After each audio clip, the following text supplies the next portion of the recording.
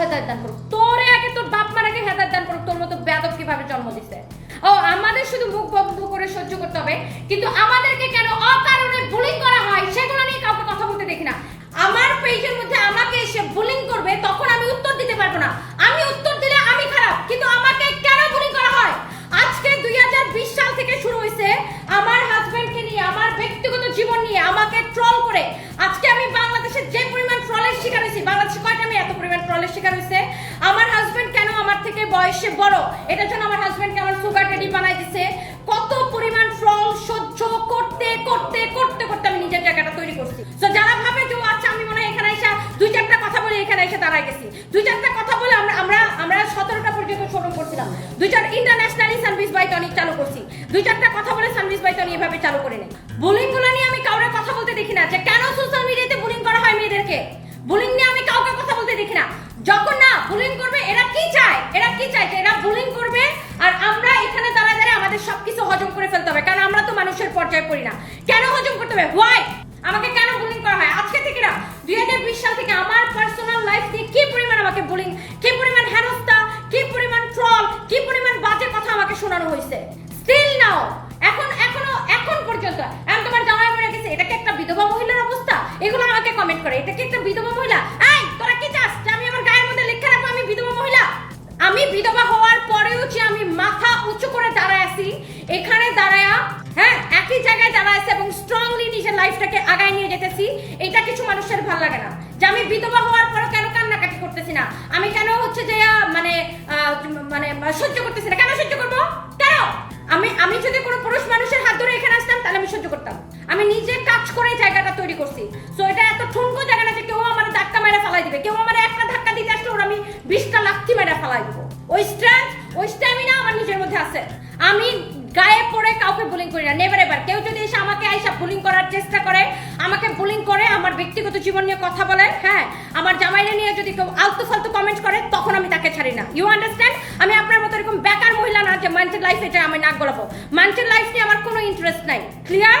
কেউ যদি সেদে এসে আমাকে আমার হাজবেন্ডকে নিয়ে কথা বলার চেষ্টা করে, তখন আবার আমি তারে ছাড়ি না। আপনারা যেরকম এখন ছাড়ি নাই, বেয়াদব মহিলা একটা খালি দেখে ও তুমি তো এটা বলো, তুমি মানুষের আই কেন বলি আমি সারাটাক্ষণ বিধবা মহিলা, এটা কি একটা বিধবা মহিলা, এটা কি একটা বিধবা মহিলা, বিধবা মহিলা কিভাবে চলবে? এই আমি কিভাবে চলবো? তোর বাপরে বলো আমাকে টাকা পাঠাইতে, তারপর আমি কিভাবে চলবো? আমি চলবো না। না আমরা কেন এসে কাজ করি সেটা নিয়ে হচ্ছে যে কিছু মানুষের সমস্যা। ও রিয়েলি সমস্যা হলে আমি সেই সমস্যাকে I really don't care. প্রত্যেকটা নারী উদ্যোক্তাকে বুলিং করা হয়। নারী উদ্যোক্তা কেন, পুরুষদেরকেও বুলিং করা হয়। মেয়েদেরকে বুলিং করতে করতে মেয়েদেরকে শেষ করে দেয়। একটা মেয়ে তখন যে একটা মেয়েকে এমন পরিমাণ বুলিং এরা করে, মানুষের মানসিক শক্তি, মানসিক শান্তি এরা নষ্ট করে দেয়। ও তখন যখন এদের উপরে আমরা রুড হই, যখন আমরা এদেরকে রিপ্লাই করি, তখন আমাদের দোষ হয়ে যায়। কেন এদেরকে নিয়ে কেন কেউ কথা বলে না? কেন বলে না যে কেন সোশ্যাল মিডিয়াতে বুলিং করা হয় মেয়েদেরকে? যে বোরকা পরে কাজ করে তাকেও বুলিং করে, যে যেভাবে এসে কাজ করে তাকেও বুলিং করে, প্রত্যেকটা মেয়েকে বুলিং করে। কেন এগুলো নিয়ে কেউ কেন কথা বলে না? আমি এগুলো নিয়ে কথা বলি।